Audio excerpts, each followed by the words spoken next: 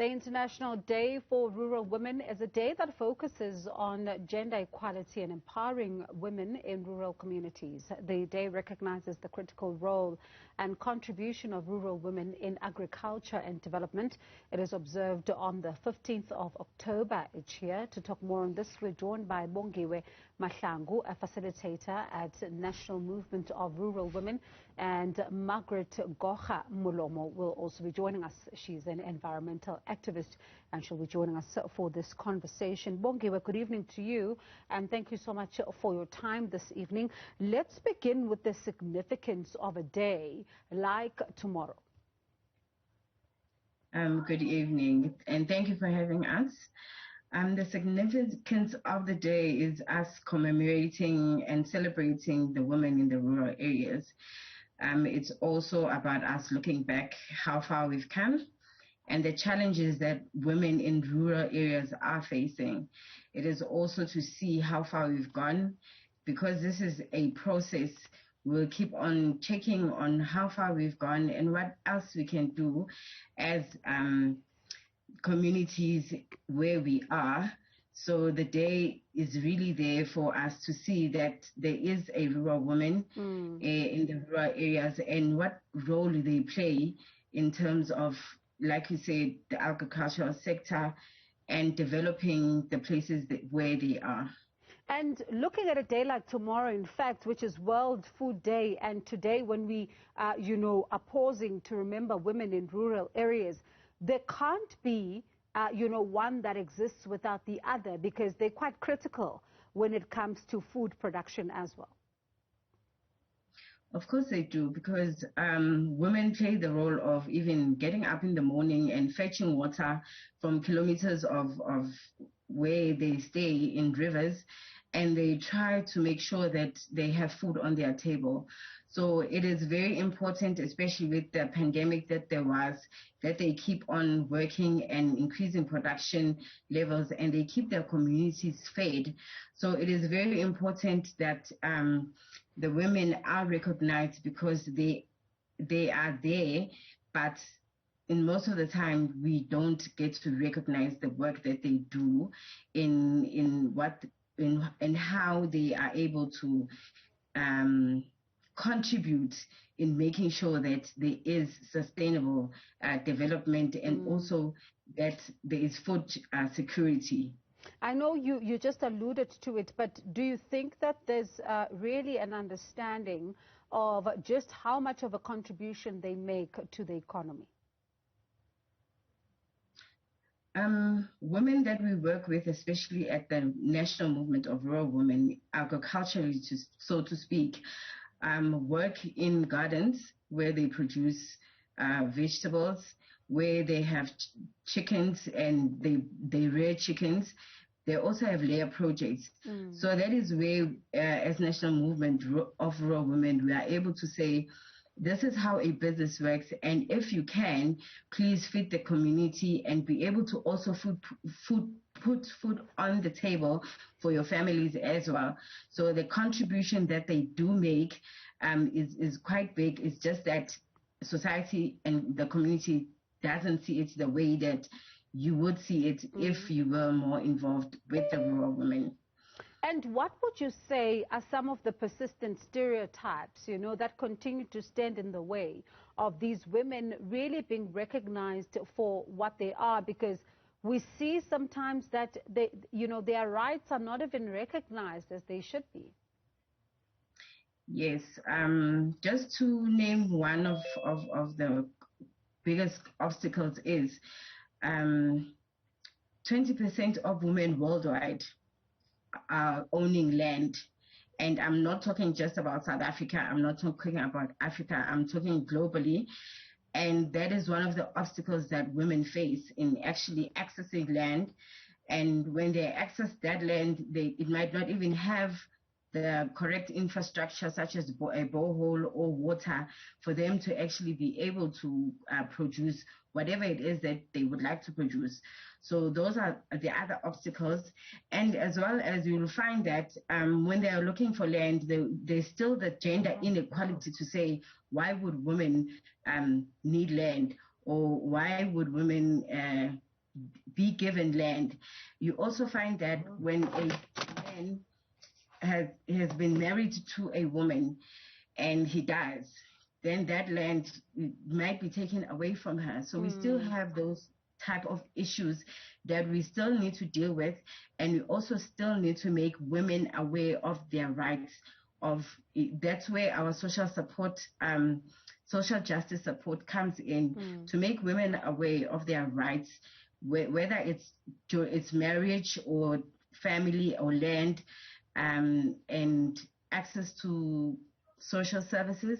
They are there to create that type of awareness in the rural areas for the rural women. And Bongiwe, I understand that Mama Margaret has actually joined us for this conversation. Mama Margaret, good evening to you, and thank you so much for your time this evening. We're talking about the difficulties that rural women often face, and one of the things that we see is also even activists in rural communities are often, under threat. And we see that there's not even enough protection when it comes to this. Talk to us about the challenges that you are facing as an activist. Yeah, so many challenges. So many challenges. Yes, good evening, everybody. My name is Margaret Molomo. I'm from Limpopo province in Mokopane. In Mokopane, the land issue is a very serious issue.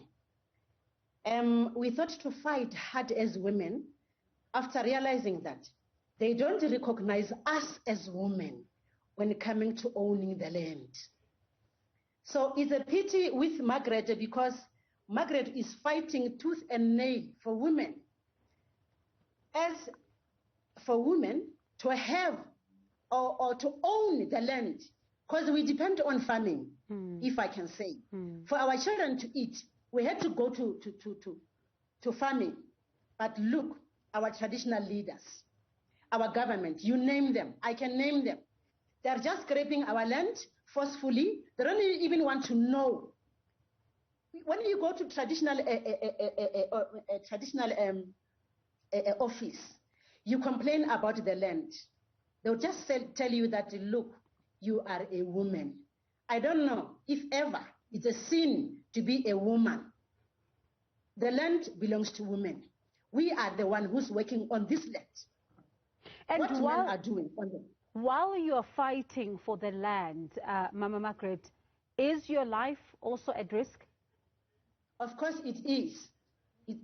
Of course it is. You remember when I was visiting you in Gauteng, I told you that some women got arrested, some got beaten.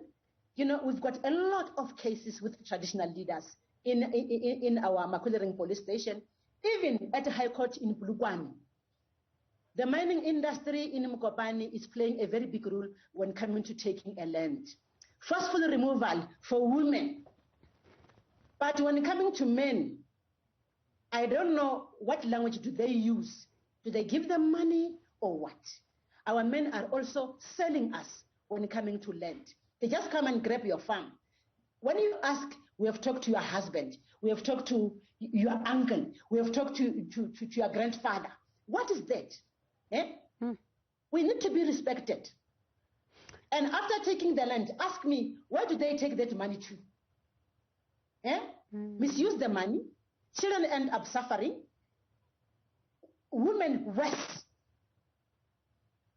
I'm going to ask us just to pause for a second and go for a quick breather and come back as we talk about this conversation. Bongiwe, these are some of the things that rural women are grappling with in your organization. As you say, you're trying to really make them understand their rights here. I'd like us to talk, just as we wrap up this conversation, but just talk a bit more about this culture of fear that now gets created around activists who then are fearing for their lives and no longer want to speak out, and how your organization, Bongiwe, is then able to come in and assist women like Mama Margaret. Let's go then for a quick breather.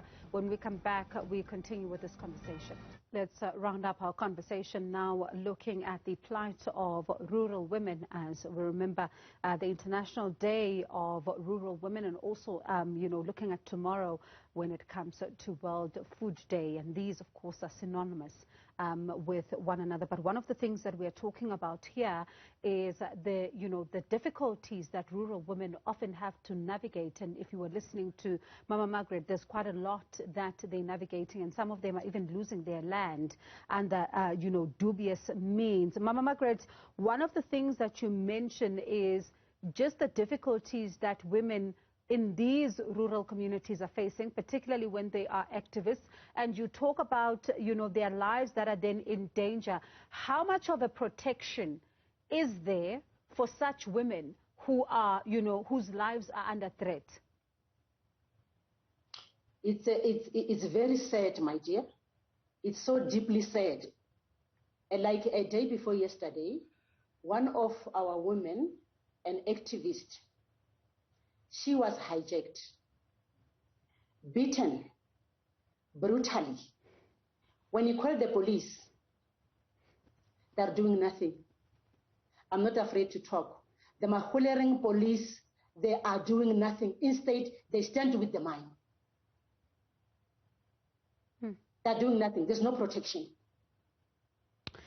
Bongiwe, you're listening to this, and clearly these women need help, and it's for them it's not a matter of just protecting their land, but it's also a battle to protect their lives. And when you hear such stories from activists in rural communities, it can create a culture of fear that sees people not coming forward.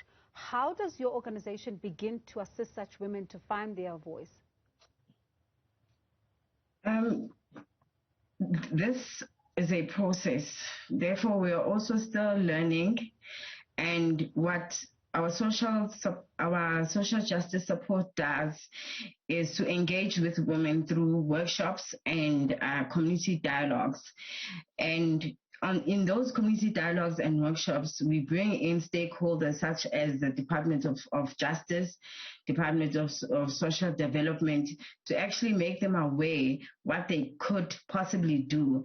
But hearing from here, we still we have a lot of work to do, and that is to include whoever can protect the women physically, because if it becomes physical, then that means we still have a lot of work to do, and stakeholders to involve, to say this is what is happening in our communities and this is the type of help we need. And such days are there for us to make people aware of what is happening, because some of the communities, all people around in South Africa are not even aware that there is something like this that is happening, that there are women being physically abused because they want or need land. So I think we still have a long way to go, although we have workshops and we also involve different stakeholders. And another thing that I would like maybe for us to be aware of is that some women are actually scared or afraid to come out and say, these are the situations that we are in. And therefore, our social justice department then creates awareness to say, you can't remain anonymous, but you have to tell us what is going on. And I'm glad that has mentioned what she has, because then it's putting a challenge on organizations such as ours, as National Movement of Rural Women, that we still have a long way to go. And one of the challenges is being able to actually protect women physically, not just about them knowing their rights and what they can and cannot do. However, when they are doing what they now know they can do, be protected physically. Mama Margaret, as a final question, you're hearing this organization, the National Movement of Rural Women, they're talking about, the possibilities of being able to assist you. For you, what would you say is the greatest need that you have in terms of either your protection or going forward in your work as an activist?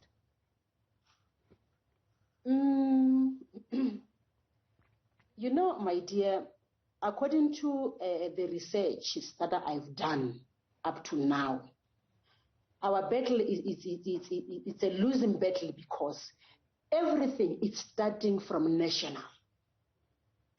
For us to lack a protection, from our traditional leaders, from government officials, is because everything is from national.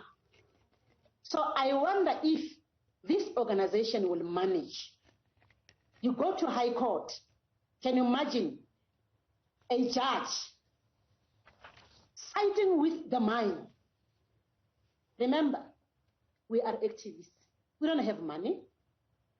Even if you put your story and they can hear your story, you know, but we are not getting anything from them.